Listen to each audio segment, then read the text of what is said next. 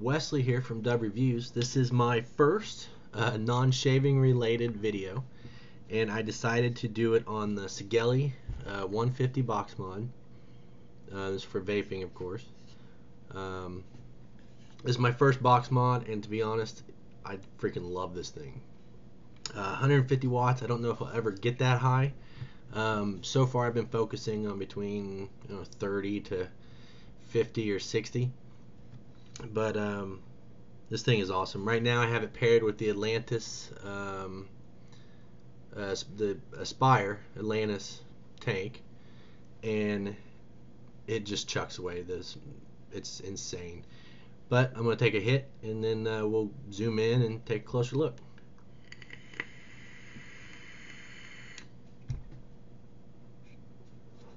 That is at 30 watts.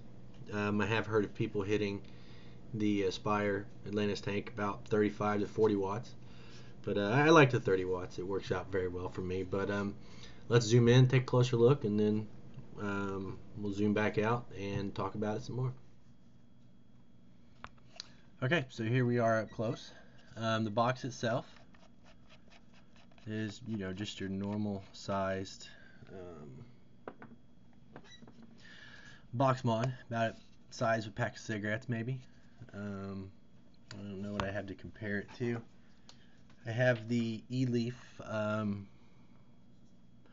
20 watt, and you can see the size difference there if you have a E-Leaf. But to me the size is just right. It's like I said, about the size of a pack of cigarettes. So being a recent smoker, I quit smoking about 40-50 days ago. This feels very comfortable to me. But 510 connection is spring loaded. It works very well. I haven't had any issues with it. I did have an issue.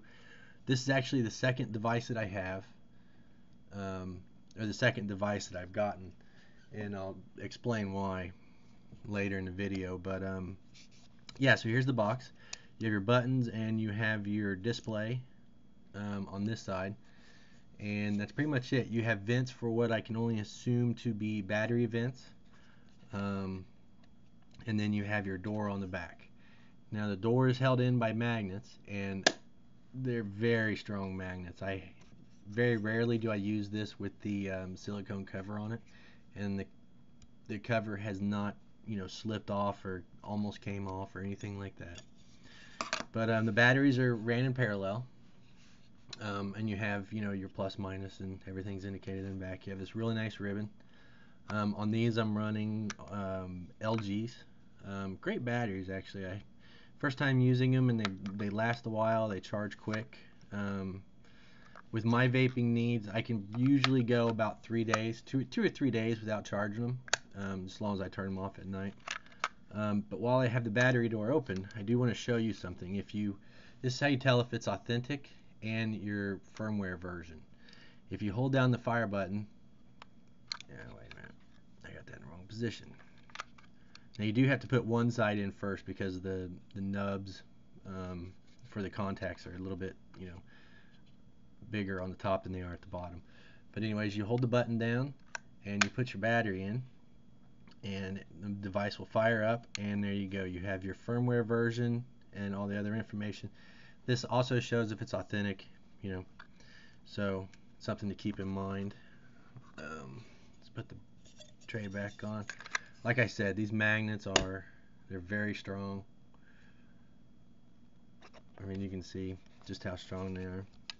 But looking at the device, or the screen, it's very bright, and to turn it on, you just hit it 5 times. To turn it off, you repeat the process, hit the fire button 5 times.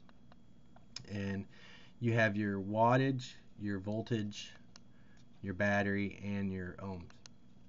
Now I don't have an atomizer on this, so when I fire it, I'll get check atomizer.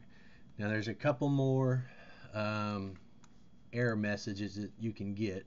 You get low res, which is resistance is below the range of 0.1 ohms, and then low battery. You get a whole bunch of H's, which means high battery input voltage, and then too hot, you're running it too hot. To change the wattage, all you do is you just hit the up or down, and if you hold it, it'll scroll very quickly down to 10, and if you hold it, it'll go all the way up to 150. Now I haven't came anywhere close 150 yet. I did it once just to fire it, and I almost lost the coil. But yeah, with the Atlantis, I like it around 30. And sometimes if you hold the button a little bit too long, you can pass your mark, but you get used to it. If you want to lock it, and I like this and I don't like it at the same time. If you want to lock it, you just push both buttons down. Push both buttons down for a split second and it'll lock. And when you lock it, you can't change anything. You can't fire it or anything. You have to unlock it, which you hold it down again and it unlocks it. And then you can fire it. No atomizer. What I would love to see is, I'd love this option. Stick it in your pocket, your purse, whatever.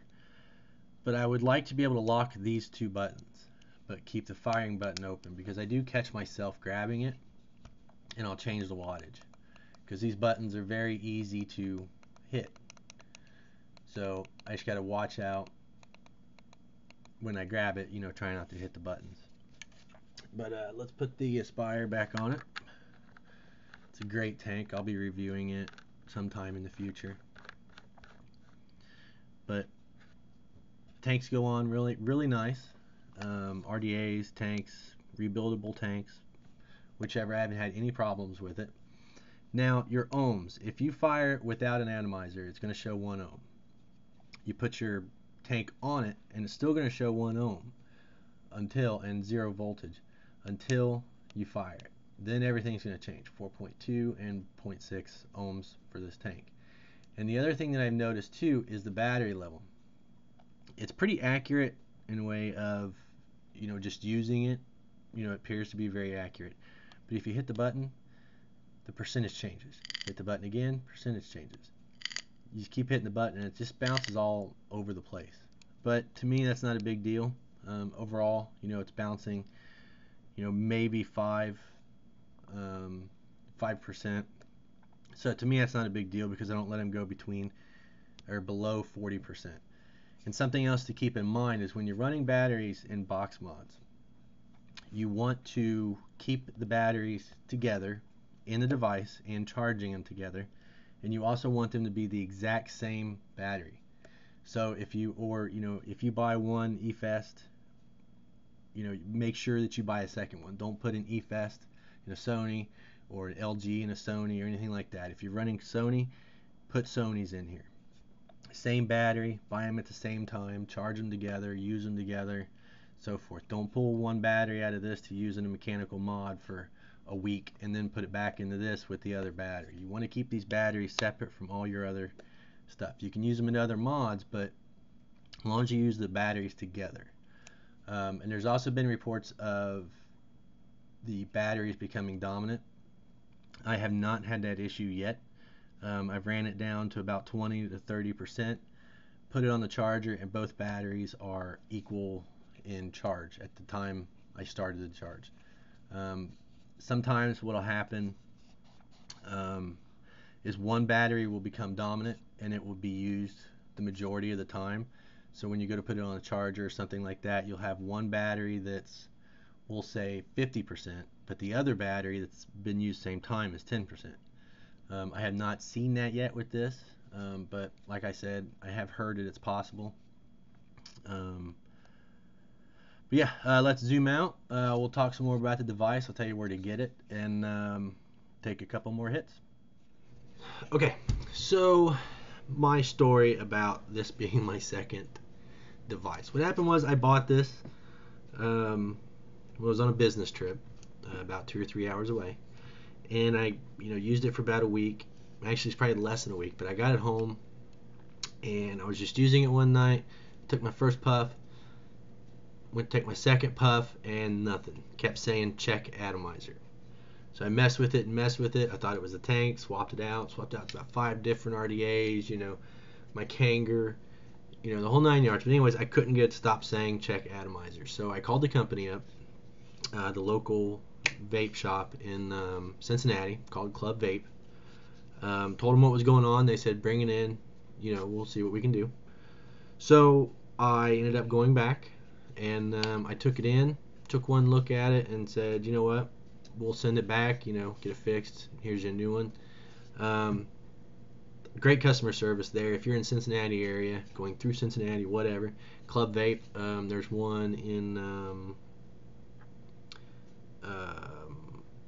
Erlanger, and then there's one coming up in Hebron. Recently, I just saw that on their Facebook page. But anyways, check them out. Great people, great service, and great products. But yeah, so that's why this is my second device. Haven't had any issues with this one. I think what happened was the spring connection in the 510 just became a little wonky or something, and it just wouldn't fire, it wouldn't recognize it or anything like that. But yeah, it comes in 4 different colors. Black, which I have here, comes in silver, red, and blue. And I do believe that they all come with the black silicone cover, which is, I don't really use it that much because I do charge every night and it's kind of a pain to get it on and off. But essentially what you have to do is you have to kind of stick it on and then squeeze your fingers in there and then just push. Sometimes it goes on easy, sometimes it doesn't. I mean, it's very nice, and when I do take it out, outside the house or whatever, I do put it on and use it. But yeah, let's see what else. It weighs about a half a pound without a tank on it, and it can go anywhere from 0.1 ohm to 3.0 ohms. It takes 2 18650 batteries. I probably should have said that in the zoomed in section, but oh well. Yeah, but overall I love this box mod. For the price, I think it's a steal. I paid, I think, $115 for this one at Club Vape, which is a great price. But Sigelei has it for $109.99. At the time of this video, the silver is sold out, but they do have black, red, and blue. I've seen all of the covers, all the colors except for the blue one. The red one looks badass. The black one, I love the way it looks. The silver, it just looks awesome. I'm a Mac user, so the silver aluminum, it looks just like a MacBook Pro, But yeah, so head on over if you're looking for one. Sigelei, great place to get it from. Great price too at $109. I've seen them go for $149 on the internet right now. I can probably still find them for $150, $140, in different places. But yeah, so I hope you guys found this this video useful, and I hope you choose the Sigelei 150. It's a great box mod. I don't think it'll let anyone down for a long time. Excuse me. And I have a feeling it's going to last quite a while. But yeah, thanks for watching. If you liked the video, please subscribe and hit that like button.